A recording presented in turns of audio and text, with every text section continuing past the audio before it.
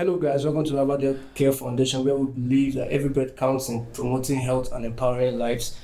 Today, we're going to be discussing on World Health Day theme, which is My Health, My Rights, and I'm Mama Chikujo, and I'm here with... Reina Mohammed. Okay, yeah, so Ms. Reina, holistically, what's your opinion on this year's World Health Day theme, My Health, My Rights? I feel like they're trying to give back power to the citizens. They're trying to give back power to the people. Because a lot of times where we're being asked to do stuff, whatever we want to do, we're being dictated to. And this team, this year's own, they're trying to give us back the power. They're trying to give the people the power to make their own choices. Okay. The direction of our discussion this afternoon will be going towards the direction of our right as patients, or our view as the patients who visit medical facilities. So, can we throw more light, or can we discuss on the differences between healthcare services from public and from private sectors? Okay. So, I don't know, what's your opinion on that, based on wait time and also services rendered? Okay. Yeah, I'm thinking in the public sector, there's a whole lot of people that uses public hospitals that's true. more than private hospitals. Yeah. And there is no control of crowd in public hospitals. Take, for example, in a private hospital, if you have to call in for any medical emergency, unless it's an emergency, all hands on deck, people attend to you. Or anything that has to do with you coming to treat yourself mildly on some stuff, it has to be consultation. I think that is the way private sector use that to control their crowd, because consultation leads to you getting an appointment with the doctor. So daily they know how many patients they're expecting, unless in time of emergencies. While in the public sector, people can just stand up and go to the hospital because they need medical care. Okay, but from observation of what you're saying, I thought maybe the end goal of every organization is to have customers coming in, and this sector now, it's patients coming in. But you mean the private medical centers don't look forward to having tons of patients coming in? Because you said now they kind of use it to control the amount of crowd trooping in. So I don't know. What do you think about that? You know, the government provides healthcare because it's a necessity to their citizens. Yeah, exactly. And you cannot compare how much of this is not voluntary. I have to do this. This is not something that I can decide to do or not to do for the government. They have to provide healthcare. While in the private sector, it's more or less about the money. It's business. Yes, you understand? Yeah. Most of these private hospitals are not even owned by a medical practitioner.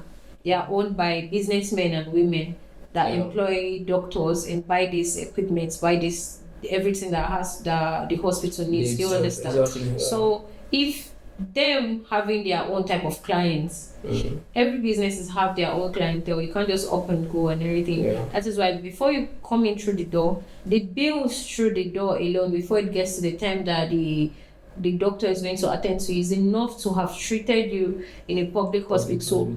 Treats like 2 to 3 people or 4 people self. Do you understand what I'm saying? So because of the monetary aspects of the private sector, they have their own clientele. If they decide to open the door for everybody, it's going to reduce the quality of that standard they are trying to keep. I get that, and in my own opinion, I think maybe people with this classification now, I think maybe it appears like they offer better services than the public medical centers. I don't know how true that is. Yeah, that's true. That's very, very true, because I'm not going to be paying. Let's take for example teeth whitening in a private hospital. It's going to cost me around 100 to 150k. And then in the public hospital, I might not even get a dentist. Exactly. And when I get a dentist, they might not even have the equipment to clean my teeth. It might just be for cavity or for, the regular type of removing your teeth and all and everything when there's an issue. And then when you see, take for example now, I have there's an accident right now, and there's an emergency to drive the person to the hospital. You can't tell me that it's easier to call a public hospital to bring their ambulance. Do you understand? Yeah. But a private hospital, I can call a private hospital and send their ambulance down there because they know the cost of it. It's going to be very, very expensive. You're not going to compare both sides. That is what the standard is. In a public hospital now, you're going to have more than 2 to 3 to 5 people in a room.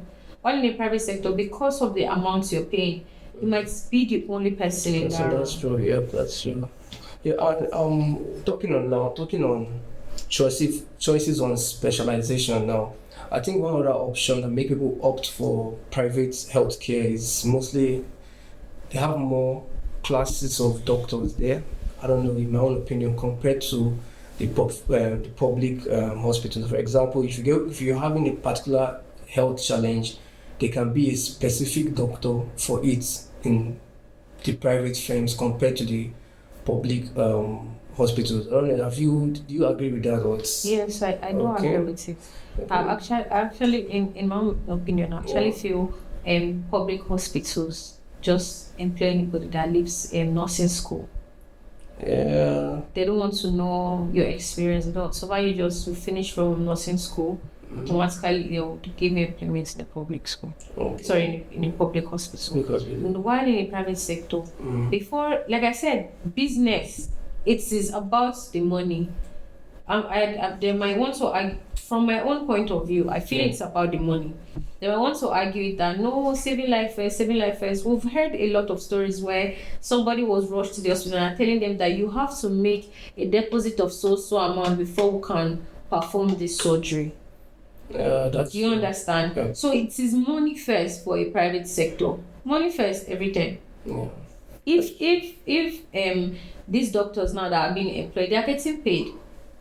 Whether patients come in or not, they're getting paid. They're placed on a salary. Do you understand? So if I'm going to charge triple what the public hospital is charging, I might as well employ somebody that's 3 times better than the doctors that are found in public hospitals. Yeah, and one other thing I observe in all this is comfort and amenities. When you get to the public, when you're at the public hospitals, you might not get your 100% comfort. And most people don't even mind the costs, what it will cost them. But if they're going to be getting treated, they're getting treated with the best facilities, they're getting treated in the best places with the best medical care. So that's still something that I think the government should look into in trying to equate this. Because there's still some countries in this world that actually public sectors are way more better than private sectors. But it just feels like, and I think sometimes most of these owners of doctors in these public hospitals have affiliations with some private hospitals. So it's like a purposeful attempt to not be at the best. So they can outsource it. And in the long run, this gets their pocket fatter. Okay. They tend to build other businesses from there. So that's still something that I think make people choose to get medical care from a private firm than a public firm. And what do you think about that? And Nigerians are classist also. Yep. Nigerians are classist. You can't talk to an average Nigerian and then they want to check the back of your phone to see the type of phone you're using before they can talk to you. Yeah. It is what appears on your body. That is how they will treat you. Do you understand? Yeah. Because Nigerians are in this competition of I want to be better than the next person financially. Yeah. That is what is making the private sector, the private hospitals, that's what's making them grow. Because if the government knows that the only source of medical care is in public sector, that would put more effort into that. If they regulate how private sectors are being built, if they regulate how private sector are springing up from one place to another, we're even going so far talking about private sectors that are fancy and everything. There are some hospitals that just get a building, slap a signboard on it and call it something maternity, and it's automatically a private sector. Do you understand what I'm saying? That brings me to what you said earlier, where they intentionally downplay their efforts so that you can outsource in this private sector. Yeah. Most of these doctors in these public hospitals own businesses, their own hospitals. Do you understand? This is something I've seen more than once. For example, there was one time when I was in university. When I was in university, there's something that happened in my school. There's something that is a joke in my school. Yeah. When you have a headache and you say you're going to the school hospital, the students around the joke that they'll give you drip. If you have stomach pain, drip. If you have headache, drip. If you have malaria, drip. Like anything you're going there for, they'll say drip, drip, drip, drip. Do you understand what I'm saying? There was this joke about it. Now, when you now go there for a serious health issue and they're writing down, when they give you the drugs that they have available, they will write down drugs that you can get outside. And I'm sure, even if I'm not really sure, let's take for example, the government provided all of this. Is there a body monitoring how this medicine are being disbursed? Because when we left the hospital, a friend of mine was sick. We left the hospital. They gave us some drugs. They also wrote some out. We ended up going to this pharmacy that they said that is the only place we're going to get it. And we found out that the pharmacist that wrote all of this out, the wife was an attendant in this pharmacy. Putting one plus one together, we realized that, this is that man's pharmacy. Do you understand? This is something that had happened like 5 years ago, 4 to 5 years ago, and it's still in practice till today. We go to a hospital. If governments decide to actually give us the best tools, the best doctors, the best everything, the power that public hospitals have would reduce. It will reduce. If you go to a public hospital now for surgery, the littlest of surgery, let's say appendix now, they'll forget tools in your body. So honestly, they'll forget scissors.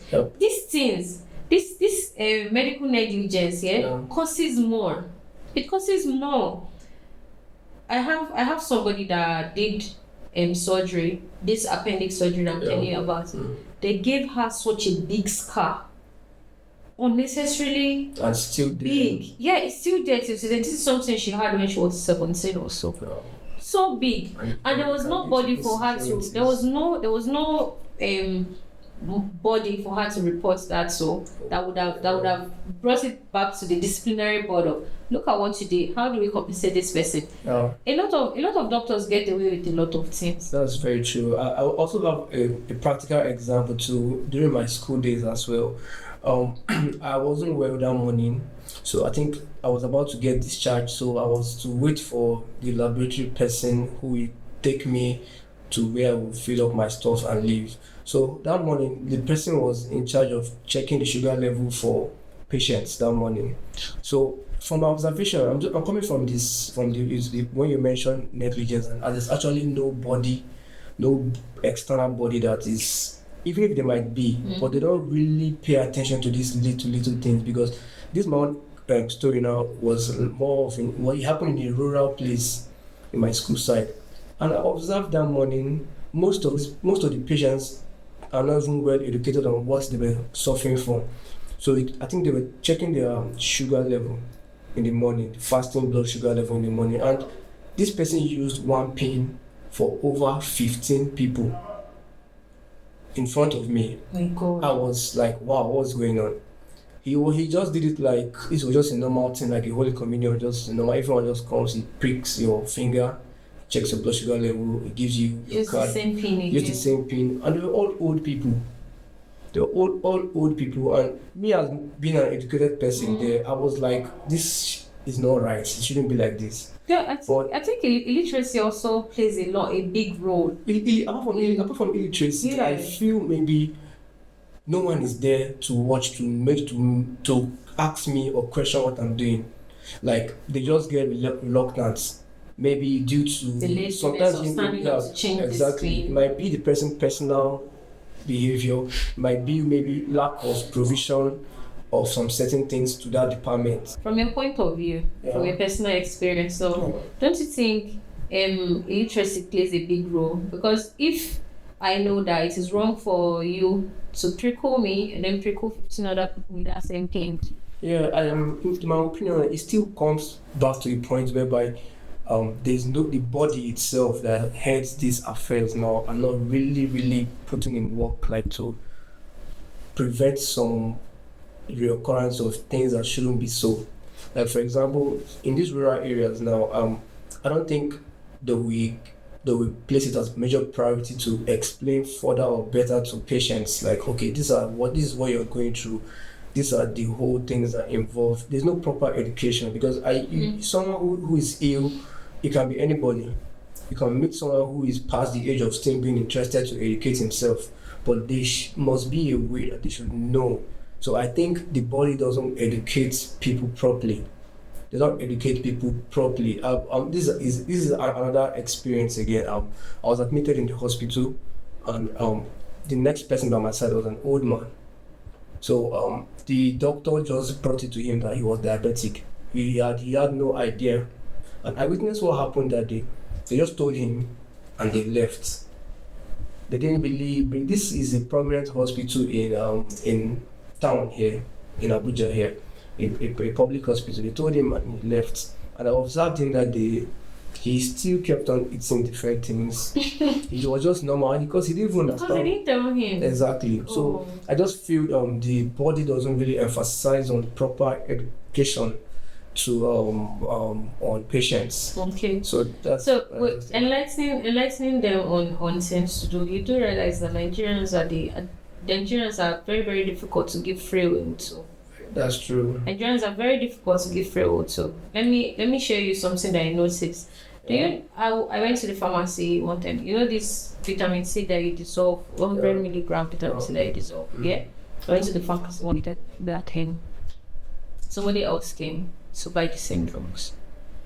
The reason I was buying the vitamin C was because I needed 1,000 milligram daily. And this person came, and the price on both were different for the one he picked here. You know why? This one, if you had read the back, you would have known that this contains 80 milligram of vitamin C and niacin and some other things. But this one I was buying was pure vitamin C, and he thought it was saving costs. And the thing he wanted to buy was different. The thing he's buying now is different from what he wants. But because of the difference in price and the fact that the packaging is almost the same, so that orange color it always has now, it felt it was eating costs. You can't give Nigerians will take their pockets over, not every time though, but when it comes to health, if something is not bitter, they'll think it's not working. That's true. That's back to this vitamin C. Let's take for example now. I needed vitamin C, like the tablets they counting on, and I go to the pharmacy. They always ask me, do you want the white or the black? The white or the orange. Yeah. Some people believe that the white one works better because it's not as sweet as the orange. So so if it is not bitter, it's not working. There was one program I went for in Akure before COVID. We went to a rural school of a mixed school. So it was a very, very rural school, and we went with volunteers to give out sanitary pads, educate the students on their health and everything. And I observed that every time we had a tent. Every time we call somebody in, there was this thing they all had in common.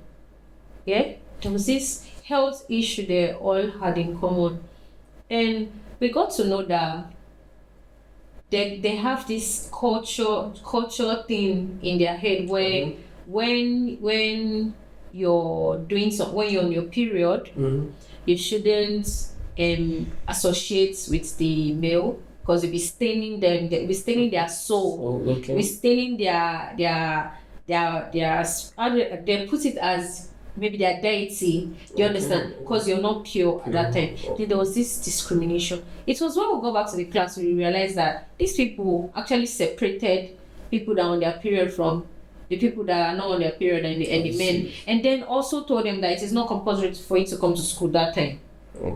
So you can't truly we're governed by religion, we're governed by culture, we're governed by our pockets a whole lot, and then you can't give Nigerians free will. Let's go back to the palliative. They give Nigerians free will to come and line up and collect their palliative. Look at how disastrous it turned out. They stampede some people, it killed some people, injured some people. So if I'm still against this my health, my rights. Okay. I'm still very, very, very much against it because we are not, we're still 100 years behind civilization to actually be given that much power. Yeah, but from my own understanding of what my health, my rights is I think they're trying to remind government of their responsibility and like letting government know that we know this is our right to quality health care. It is our right. That's my own view from my health, my right, and I'm coming from the angle whereby I think the body that governs these affairs should be more proactive, should be more should think about people. Not everyone will be as fortunate or maybe as educated as they might think. So I think it should be an all-inclusive effort. For example, proper education on health care entirely, proper education, proper health care service. Because now many people now out of their pocket might not really be able to afford the private healthcare firms, but they have that skepticism about the public. And you know, some people also think about their health like top priority, and they don't mind. They will go out of the way to get the best. I think government should use this year's theme of World Health Day as an avenue to remember that it is actually their responsibility to make everything as subsidized and affordable for everybody, all inclusive, both the rich and the poor. We have access to quality healthcare and stuff like that. So that's just what I perceive from my health, my right. And I understand your angle you're coming from, because Nigerians sometimes when once you feel like, okay, this is my right for this, my right for that, they kind of just go out of the way because of it's a privilege. They begin to abuse it and stuff like that. It happens. And a point you also mentioned here is I'm very, very big on the body that actually oversees this, because they often overlook many things. Many things are overlooked. For example, there are many subsidized offerings from the government. There's many things that are subsidized in public hospitals, but no awareness, zero awareness. You go to the hospital, you're not even aware. You don't know that this is free for you. You don't have an idea this is free for you. You just feel like they make you believe that you have to pay for everything. Because now it now comes back to the fact that government or the body governing all this might be putting effort to make it a little bit affordable and subsidized for we. But now those that are in charge now, the middlemen between we and what we have for us and the government subsidizing for us now, they look at this as an advantage. Definitely it happens that there might be free medicines that some healthcare facilities actually sell. It is very, very possible. So I just feel that there should be more actions from government towards those ahead of us for us to actually feel this. And we that are feeling this now, we know that let's respect and acknowledge things like this and know how to appreciate it better. Because sometimes when it just easily comes, it's just abused. Let me bring it to another example. Okay. There was one time the government gave out free mosquito nets for every winter. The same masses that mosquito nets were given, you go to the market and you see it for sale. And the same people that will buy it will bring it to their house and tell you that under the net is too hot. Yeah? They won't use it. They won't use it. Yeah, exactly. Do you understand? Under the net is too hot, they won't use it.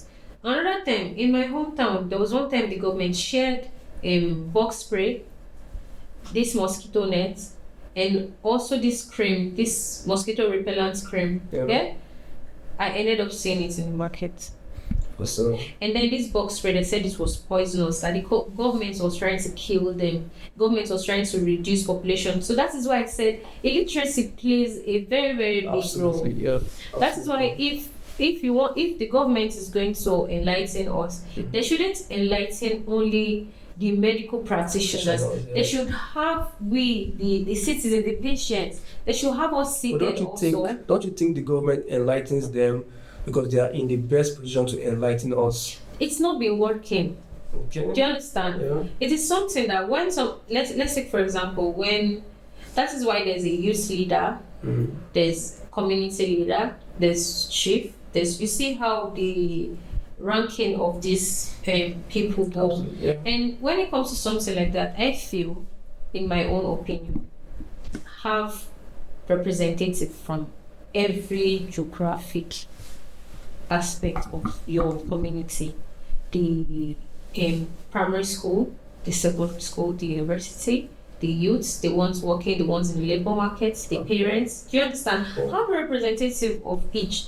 News travel faster. Now that there's social media, when we all sit down together on a round table and then we're discussing this year, now they're trying to let us know these things in the news. They see it in the news. You understand? And then let's try to spread the awareness. When NHIS came, up till today, when you call an average Nigerian, NHIS came, what did you profit from NHIS? They'll ask you, what is NHIS? And then NHIS was actually a government program. This same health issue that we're complaining about, so it was a health program to help them counter-attack most of this issue. And it did well, it did good. On average Nigerian does not know. We get keep information. If it does not concern our family, then let's leave it at that. That is where unity comes in. If we're going to have to allow this health sector, or there's nobody in this world that has not fallen sick one time or twice or anything. Do you understand? Yeah. What we've seen a doctor before. We've gotten drugs before, gotten injections before. How this enlightenment happens when we share the news with each other. These people, these bodies that they are sitting with and telling them that look, I feel they should increase their audience. So every aspect of everybody in that community, they should have a representative from everywhere. Like I said, news travel fast. If it's good news, it will travel fast. If it's the same thing, it will travel fast. Let's have something like that. If they can allow us have something like that, then it will be lovely. Okay, so in a nutshell, we all have responsibilities from the top to the middleman and to we the benefactors of everything. We all have. So I think this year's World Health Day, My Health, My Rights, it's actually cuts across everyone. Yes, the government taking responsibility, the medical practitioners taking responsibility in both enlightening the best way possible, break it down to every break it in a way everyone understands that this is actually something that I can benefit from, and for we who are enjoying these benefits to actually acknowledge it, because sometimes if we don't really acknowledge it, they will, if you let's just use a minimal understanding now. If I give you this, you don't appreciate it, you make me feel stupid for doing it. Next time I will think about it before I give it to you. Sure. So, and now I think in enlightening everyone at home, audience and everybody, reader and the patients, in my opinion, I think let's respect what comes our way. What you mentioned is very true. During COVID-19, I remember clearly seeing government issued sanitizers for sale in many places. With prices reduced. Exactly. People selling government issued things and stuff like that. So from our own perspective, from our own side, we should appreciate more, because it's a mixed crowd. Some people are looking forward to some things, and some people are getting some things and not appreciating, and it's blocking or making it's making everything harder for everyone. Those who know their rights and keep complaining that this doesn't come their way. So hopefully, let's hope we raise the awareness about your rights, and everyone listens to this and hears this out from the top to the middle and to we order. So in conclusion, what do you have to say to everyone? Just send a message to the government, send a message to the medical practitioner, and to we who benefit from all this. I'm going to say everybody has a role to play. Yeah, definitely. Everything you do is affected somehow. You're going to affect the person next to you somehow. Always have that at the back of your mind, that when you do good comes back to you. Yeah, sure. We're all humans. Our health is going to be affected one way or the other. It is how we respect these practitioners. It's how we respect the government. It's how the government respect us back. It's how the government provides for us back. Yeah. That we would know that yes, we're in secure hands. Okay. Let's take our health seriously. Whatever you can do to avoid you going to the hospital, do it. Eat healthy, take your drugs, do whatever you have to do for your health to get better and stronger. Okay, yeah, and in conclusion, even though we don't appreciate sometimes some amenities that come our way, but it doesn't still mean the government shouldn't still give us the best or provide the best facilities for us, because it's our right to actually get the best facilities. So and on that note, as you mentioned, take your health seriously and don't look forward to visiting the hospital. Try and take care of yourself first of all. You're your first doctor, so I know you're right, and government just keep giving the best, because it's actually our right. So we'll see you on our next segment. Ravadel Care Foundation. Love you. Thanks.